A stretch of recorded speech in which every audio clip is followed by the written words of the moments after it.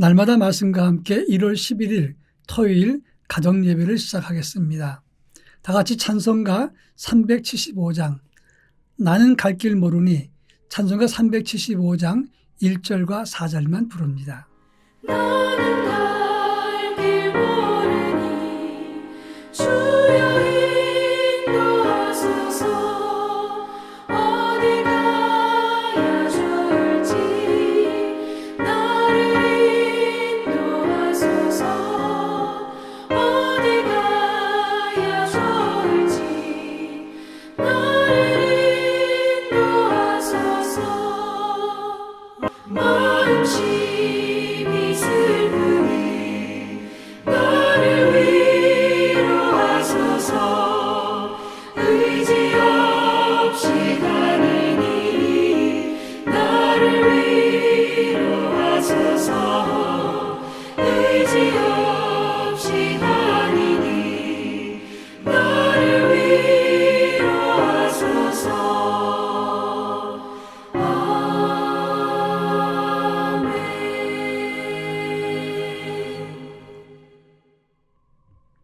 이 시간 우리에게 주시는 하나님 말씀은 고린도전서 2장 11절로 14절입니다. 고린도전서 2장 11절로 14절 말씀을 제가 봉독합니다. 사람의 일을 사람의 속에 있는 영 외에 누가 알리요? 이와 같이 하나님의 일도 하나님의 영 외에는 아무도 알지 못하느니라. 우리가 세상의 영을 받지 아니하고 오직 하나님으로부터 온 영을 받았으니 이는 우리로 하여금 하나님께서 우리에게 은혜로 주신 것들을 알게 하려 하심이라. 우리가 이것을 말하거니와 사람의 지혜가 가르친 말로 아니하고 오직 성령께서 가르치신 것으로 하니 영적인 일은 영적인 것으로 분별하느니라. 육에 속한 사람은 하나님의 성령의 일들을 받지 아니하나니 이는 그것들이 그에게는 어리석게 보이며 또 그는 그것들을 알 수도 없나니 그러한 일은 영적으로 분별되기 때문이라. 아멘. 사람이 누구의 지배를 받는가는 상당히 중요한 문제입니다.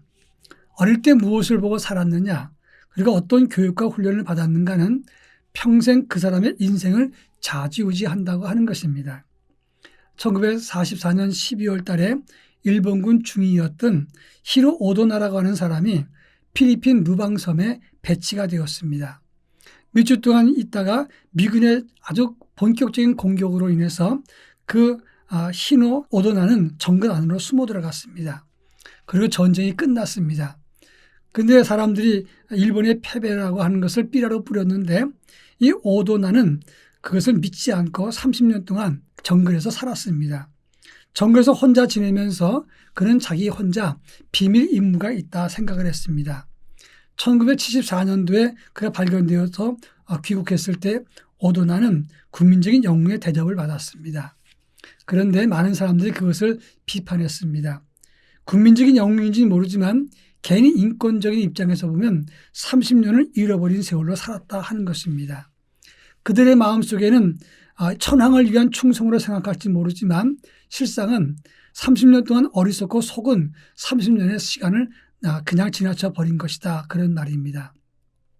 사람이 가진 치우친 편견은 세상을 넓게 보지 못하고 좁게 사람들을 움츠러들게 만든다고 하는 것입니다.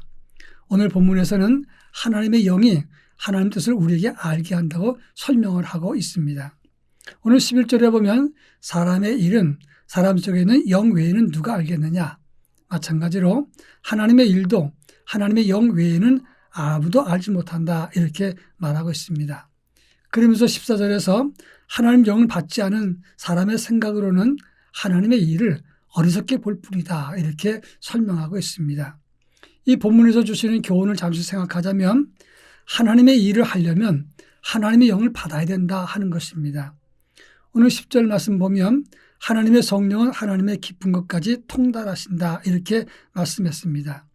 하나님의 깊은 것이 무엇을 의미하는 것입니까? 이것은 하나님의 깊은 경륜, 하나님의 깊으신 뜻을 이해한다는 것을 말하는 것입니다.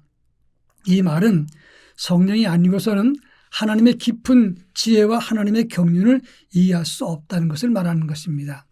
그런 차원에서 우리가 성령 안에 있을 때 하나님의 뜻도 제대로 알 수 있고 하나님의 일을 바르게 할 수 있게 된다는 것을 말하는 것입니다. 제가 오래전에 청년 시절에 교사를 했습니다. 겨울 성경학교도 하고 성탄 준비가 한창이었을 때 아주 바쁜 시간을 보냈습니다. 근데 연극 맡은 선생님 한 분이 갑자기 시골에 간다고 사라져버리고 말았습니다. 성탄을 앞두고 연극을 해야 되는데 아주 엄청나게 고생을 많이 하고 선생님들이 애를 써서 대신 마무리를 했습니다. 그 선생님이 봄이 돼서 돌아왔는데 참 반가웠습니다. 근데 그분이 하시는 말씀이 내가 왜 가다가 중간에 시골로 내려갔는지 아느냐? 그렇게 이야기하는 겁니다. 왜 그러냐 물었더니 교사회 할 때 자기 주장을 들어주지 않아서 골탕 한번 먹어보라. 그래서 시골로 갔다는 겁니다. 저는 그때 그 이야기를 들으면서 차라리 그 말을 안 했으면 좋았겠다 생각을 했습니다. 그리고 꼭 그렇게 해야만 됐나 아쉬운 생각도 했었습니다. 우리가 하나님의 일을 사람의 생각으로 하면 이런 경우가 얼마든지 생길 수 있다는 것을 알아야 됩니다. 그래서 13절에 보니까 영적인 일은 영적인 것으로 분별하느니라 이렇게 말씀하고 있는 겁니다. 우리가 해야 될 일, 교회와 신앙의 일은 모두 영적인 일이 아니겠습니까? 영적인 분별력으로 하는 것인데 그것은 인간의 지혜나 경험으로 하는 것이 아니라 성령을 통해서 할 수 있다는 것을 말하는 것입니다. 금년 한 해 우리는 많은 일을 주의 일을 하게 될 것입니다. 그러기 위해서는 하나님의 영, 성령이 임하시도록 기도해야 된다 하는 것입니다. 오늘 14절에 보니까 육에 속한 사람은 하나님의 성령의 일을 받지 아니하나니 이는 그들에게 어리석게 보이고 그것의 의미를 알지도 못한다 이렇게 말했습니다. 하나님의 영이 있을 때 이 세상 사람들이 어리석게 보이는 것도 우리는 소중히 여길 수가 있게 된다는 것입니다. 금년에 선교 140주년이라고 합니다. 언더우드 아펜설레가 들어온 것이 1885년이니까 금년이 선교 140주년 되는 게 맞습니다. 언더우드 아펜설레가 들어와서 사역하다가 그들 중에서는 순교한 사람도 있고 어떤 사람은 순직한 사람도 있습니다. 그들이 이 땅에 무슨 이익을 보고 들어왔겠습니까? 단순하게 복음을 위해서 이 땅에 들어왔습니다. 근데 어떤 사람들은 돈도 안 되는데 와서 왜 수행고생을 하느냐 이렇게 말할 사람도 있을 것입니다. 그러나 그들은 성령 안에 있었기 때문에 하나님 뜻을 깨닫고 그 일을 위해서 목숨을 걸었다고 하는 것입니다. 실제로 언더우드의 형은 타자기 회사의 큰 회사의 회장이었습니다. 동생 보고 선교사를 그만두고 우리 회사의 부사장으로 와라 부탁을 했었습니다. 또 언더우드는 여자대학교 총장으로 영입을 한다고 청빙을 받았지만 다 물리치고 이 땅에 들어와서 고생한 다음에 그는 그 일을 감당했다고 하는 것입니다. 하늘문이 열리고 하나님의 성령을 보았기 때문에 그는 하나님의 일에 생명을 걸 수가 있었던 것입니다. 금년 한 해 우리도 성령 안에서 주의 일을 믿음으로 감당하는 하나님의 거룩한 백성이 되기를 바랍니다. 다 같이 기도합니다.